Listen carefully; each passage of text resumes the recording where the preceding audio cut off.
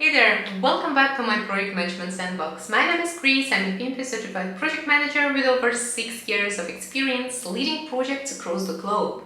And in this episode, I would like to touch base on the 7 most common interview mistakes that project managers do when they're trying to land a new job.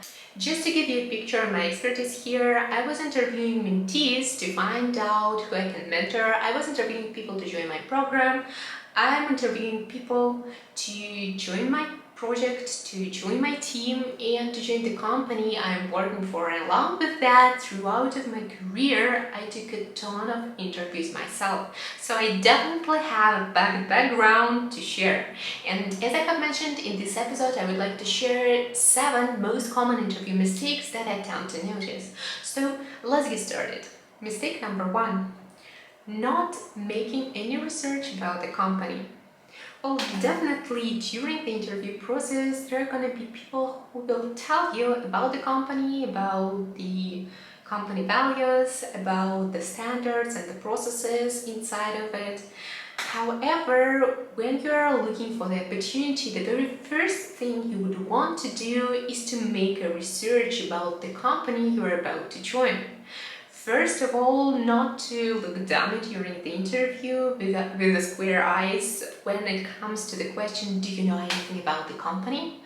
Secondly, simply because you want to learn first if this is the company you really want to join. Definitely there might be cases when you're simply looking for any job around. However, there might be a situation when this is gonna be a crucial question if this is really a company of your dreams.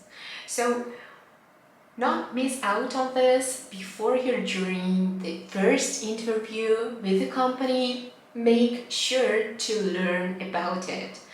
Where it's located, where's the headquarters, who are the company leaders, what are the company values, what are the projects the company is working on, and what was the most successful stories. Most likely the majority of this information should be accessible on the company website, where there could be some articles or press about the companies. So be sure to spend about 36 minutes on this research. And trust me, that's gonna add you a couple of points on your interview. What would you tell me if I ask you about yourself? So tell me about yourself. And the mistake number 2, one of the most common ones that I see is people start to tell about their past experience. So make sure to clearly understand the difference and to separate these 2 questions. Tell me about yourself and tell me about your background and experience. Firstly, from the perspective that you need to understand that this question usually comes at the first place, and this is kind of to find out what personality you are and to find out if you're gonna be a fit for the company culture. Basically here you should pitch the juicy story about yourself and how the company can benefit from hiring you. Mistake number 3. Mistake number 3 is also related to the same question, and again this question is asked in order to find out how are you going to be the fit for the company culture and if the company is going to benefit from hiring you. So basically when you're starting telling about yourself, try to highlight your achievements and your accomplishments outside the work.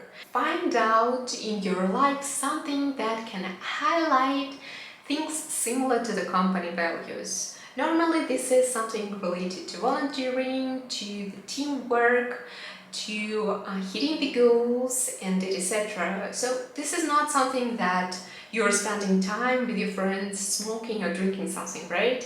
This is gonna be something like sport activities. This is gonna be something volunteering for pets, I don't know, or mentoring somebody outside of your normal work hours. So when you are talking about yourself, remember this is also some qualities or skills that will be a fit for the role you are eager to land.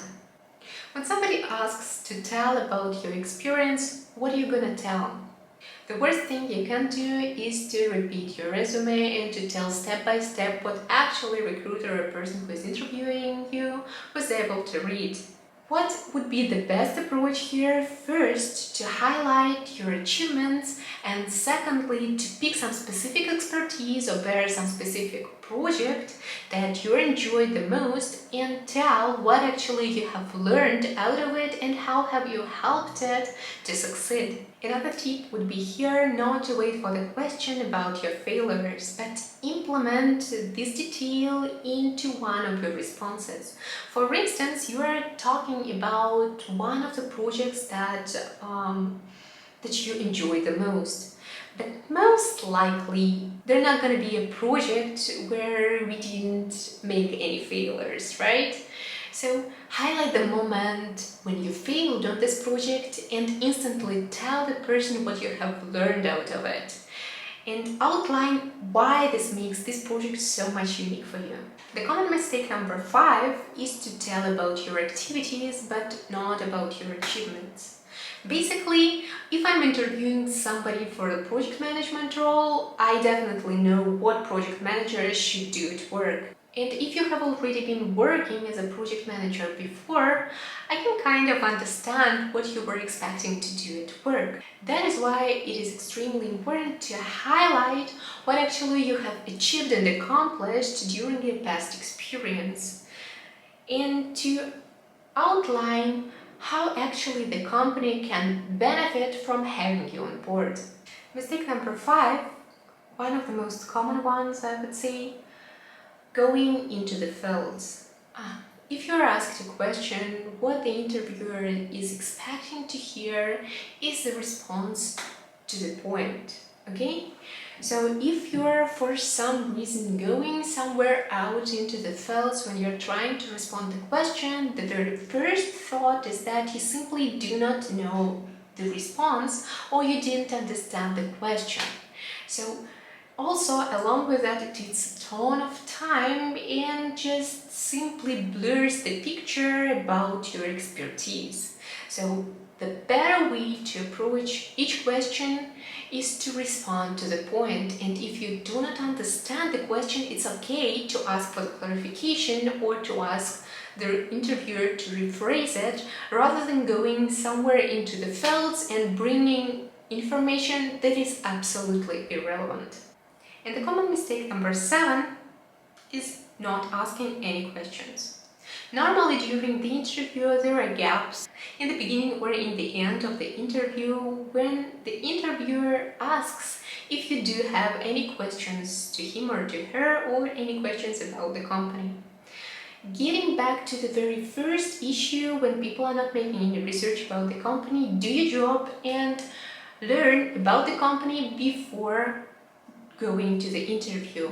And during your research, make sure to configure questions that you would want the interviewer to give you responses to, or at least find out questions that you have not been able to learn during your research. First, it will give a picture that you are really interested in this job and you are interested in joining the company.